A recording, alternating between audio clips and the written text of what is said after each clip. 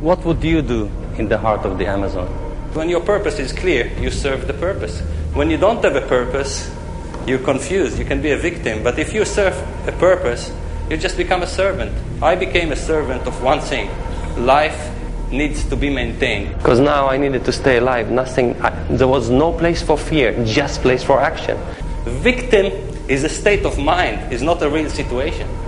And that state of mind changed dramatically and never returned. Never returned. He's jumping out, he's bleeding, he's holding his knees slashed, he's screaming, the machete! I just turned around and said, look, do not stand between a young man and his dream. That's all I told him. Dream is basically creating a reality. The rest is technical. If you have a vision and you see where you want to go, the rest is technical. What do you do to serve it? That's as simple as that. If you can penetrate the dream of somebody and ignite that, there's no salesmanship needed. When you have purpose, then, sacrifice makes sense. If you don't have purpose, why sacrifice?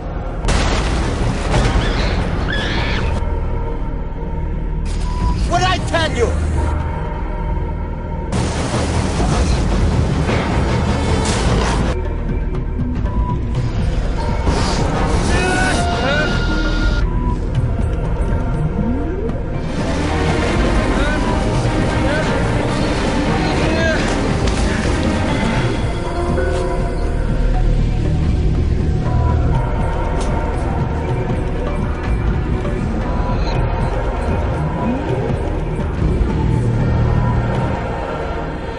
We left civilization, flew into the Amazon. For 4 days we were walking deep into the Amazon, and after 4 days we arrived to a small community, Saryamas. This was the last. There's nothing past that community.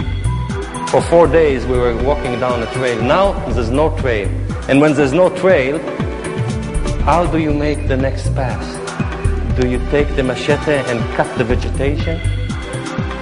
There's no trail.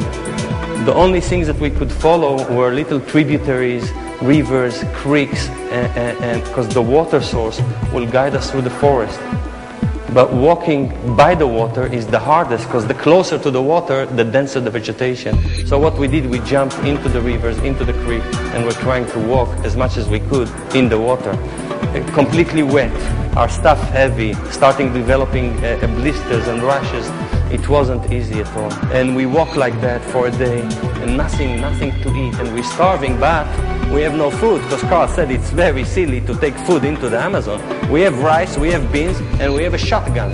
So we'll hunt.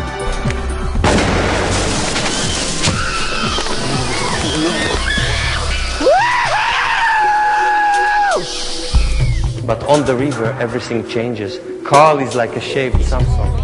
The only one of us that doesn't know how to swim is Carl.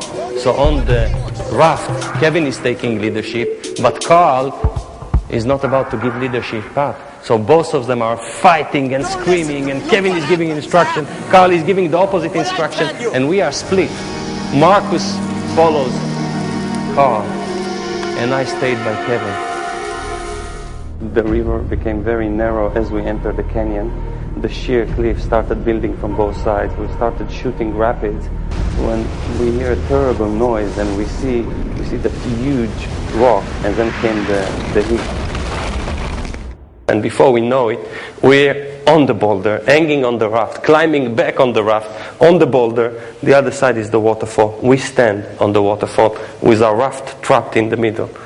We are hanging on the raft, jumping back on our feet, looking down, and both of us are shattered. That's the waterfall. I look at Kevin and I see that Kevin is completely pale. I know we are in big trouble. Kevin is looking down at this vast amount of water. We were really desperate, completely desperate. In the middle of this white water, to be stuck at night. Kevin said, we cannot do that, so here's what we're doing. You hold the machete. He said, you hold the machete in your hand. I'm going to jump. If I'm going to make it to the right bank, you throw the machete after me. I'll climb up the cliff, cut some vines, make some rope, come down and take you out. I was crying by that stage because I knew he was going to die. And I was crying for him, but I was crying for me because I knew he's going to die and he's going to leave me alone here. So I was holding the machete, looking at him, and then he gave that huge jump. He flies in the air, he's taken by the water. I look, and then I see him pops. He's popping straight to the right bank. He's jumping out, he's bleeding, he's holding his knees slashed, he's screaming, the machete! I throw the machete in the air, and then everything moves, screeching. The raft lost its balance. By jumping, it pushed the raft off the rock. I'm falling into the waterfall. I'm screaming, Kevin, don't leave me! He's screaming, hold on to the logs. I'm throwing myself on the logs, I hold on to them, and I fall into the waterfall. And then I'm inside the guts of this river, tremendous pressure on my chest, pitch black. I just close my eyes, I'm afraid to open my eyes. I hold and I feel I'm bursting, there's no air. I cannot take it anymore. And then suddenly the raft just pops out, and as it pops out, I grasp for her. It feels like gold, it's so precious. And I look back for a minute, second. I see Kevin. Kevin is there, waving the curve. I don't see Kevin anymore. Yossi Ghinsberg is a master storyteller and author of the international best-selling book, Jungle, based on his harrowing adventures in South America. After a tragic separation from his friends, Yossi was lost and alone for weeks, deep in the heart of the uncharted Amazon jungle. His amazing struggle to survive against all odds is a story of inner strength, triumph over adversity, the power of faith, and of self-discovery. A truly gifted speaker, Yossi takes his audiences away from the mundane into a journey filled with riveting stories and packed with inspirational insights. His message permeates to the hearts and minds of his audiences and affects them on emotional as well as intellectual grounds. The results are long-lasting personal and organizational growth, endorsing creativity, prompting to action, instilling courage, and expanding conventional boundaries. Yossi has been featured on numerous television, radio, and media outlets, including the Washington Post, Successful Meetings Magazine, the Los Angeles Times, Fox News, and most recently on Larry King Live. The Discovery Channel has recently released a documentary film on his amazing story that has aired worldwide. Emotive, inspirational, and thought-provoking, Yossi speaks from the heart and leaves no audience indifferent. They are spellbound, grasping for every word. Original, thrilling, and entertaining, it is Yossi's keynote that more often than not becomes the talk of every event. Yossi has 2 new books in the process of publishing: Laws of the Jungle, scheduled for late 2006, and Glimpses, planned for 2007. 10 years after his miraculous survival, Yossi returned to the Amazon and made it his home. Working with indigenous forest dwellers for 3 years, they built Shalaland, a model ecotourism village that inspired the entire Amazon basin and the world. 10 years later, I returned to the Amazon. My life was saved by Indians. Kevin's life was saved by Indians. We built an amazing resort.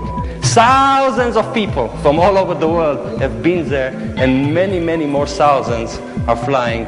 6 months in advance, you need just to book a place in this resort, 18 hours into the Amazon. The power of dreaming, the power of passion, making miracles in life.